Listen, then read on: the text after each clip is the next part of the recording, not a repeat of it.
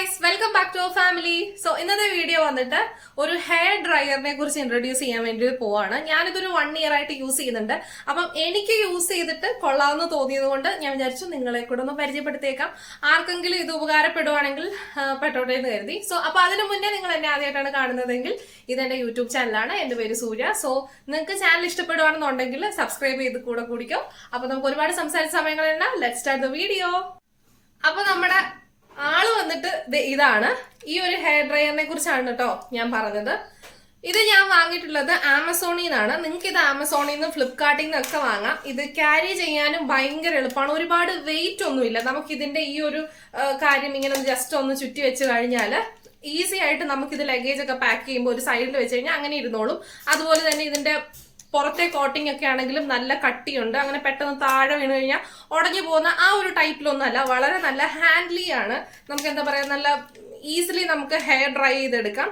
അപ്പോൾ ഇതിന്റെ ബാക്കിയുള്ള കാര്യങ്ങൾ എന്താണെന്ന് ചോദിച്ചു കഴിഞ്ഞാൽ, ഇതിന്റെ പ്രൈസും കാര്യങ്ങളും എന്താണെന്നൊക്കെ ചോദിച്ചു കഴിഞ്ഞാൽ, ഞാൻ അന്ന് വാങ്ങിയപ്പം ഇതിനൊരു 700 and something ഉള്ളായിരുന്നു. ഇപ്പൊ അതൊരു എനിക്ക് തോന്നുന്നു ഒരു 1000 ഉള്ളിൽ, അതായത് ഒരു 1000 രൂപയ്ക്ക് ഉള്ളിലാണ് ഇതിന്റെ റേഞ്ച് നിൽക്കുന്നത്.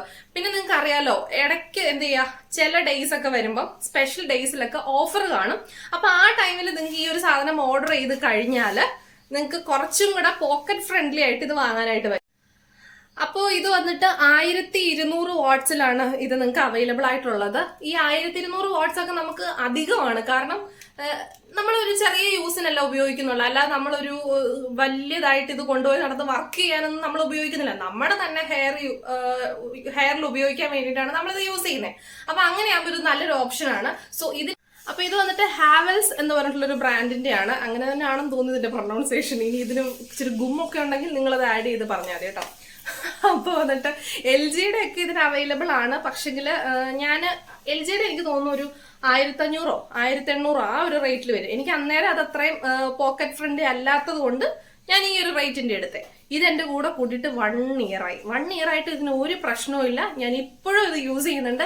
കുറച്ച് മുമ്പേ കൂടെ യൂസ് ചെയ്തതേ ഉള്ളൂ. അപ്പൊ ഇത് ഞാൻ ജസ്റ്റ് യൂസ് ചെയ്ത് കാണിക്കാം എങ്ങനെയാണ് ഇതിന്റെ ഒരു കപ്പാസിറ്റി. അപ്പൊ നിങ്ങൾക്ക് കാണുമ്പോൾ കുറച്ചും കൂടെ ആ ഒരു ഹീറ്റിങ്ങിന്റെ ഒക്കെ ഒരു ഇത് മനസ്സിലാവുമല്ലോ. അപ്പൊ നമുക്കതൊന്ന് നോക്കാം.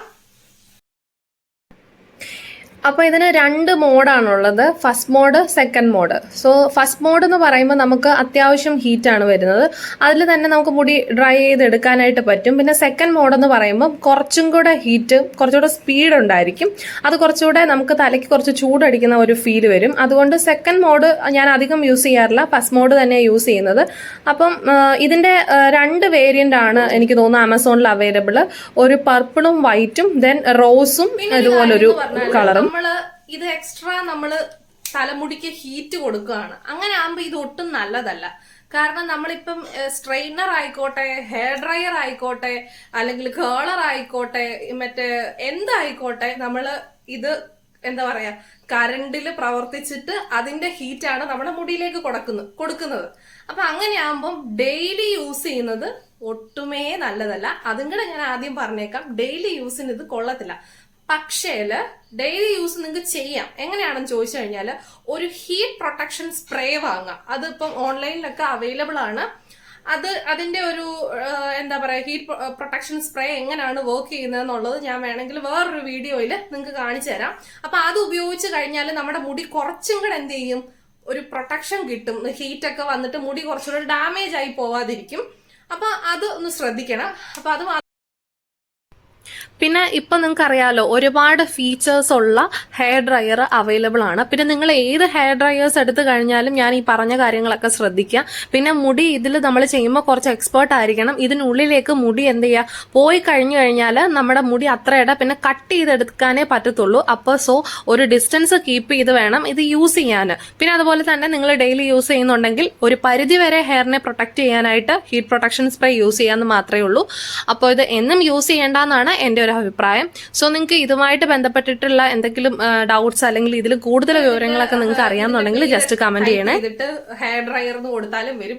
അതല്ല, വെറുതെ ഹെയർ ഡ്രയർന്ന് കൊടുത്തു കഴിഞ്ഞാലും കുറെ എണ്ണം കാണിക്കും. പിന്നെ ഇതിന്റെ ഞാൻ പറഞ്ഞില്ലേ, എന്റെ ഒരു എക്സ്പീരിയൻസ് വഹിച്ചിട്ട് നമുക്ക് ആ മണി വർത്ത് ആയിട്ട് എനിക്ക് തോന്നിയിട്ടുണ്ട്. അതുകൊണ്ടാണ് ഞാനിത് ഷെയർ ചെയ്തത്. അപ്പൊ ഡൗട്ട്സ് ഉണ്ടെങ്കിൽ ചോദിക്കുക. അങ്ങനെ ചോദിച്ചെന്ന് പറഞ്ഞിട്ട് നമുക്ക് ഒരു നഷ്ടവും ഇല്ല. കുറച്ചും കൂടെ അത് കുറച്ച് പേർ കൂടെ എന്താ പറയാ, അതൊന്ന് ക്ലിയർ ആവും ആ ഒരു മാറ്റർ. സോ അപ്പോൾ ഡൗട്ട്സ് ഉണ്ടെങ്കിൽ ചോദിക്കാം. അപ്പൊ അത്രേ ഉള്ളൂ ഇന്നത്തെ വീഡിയോ. നിങ്ങൾക്ക് ഇഷ്ടമായി വിചാരിക്കുന്നു. നമുക്ക് മറ്റൊരു വീഡിയോ കാണാം. അതുവരെയും ബൈ.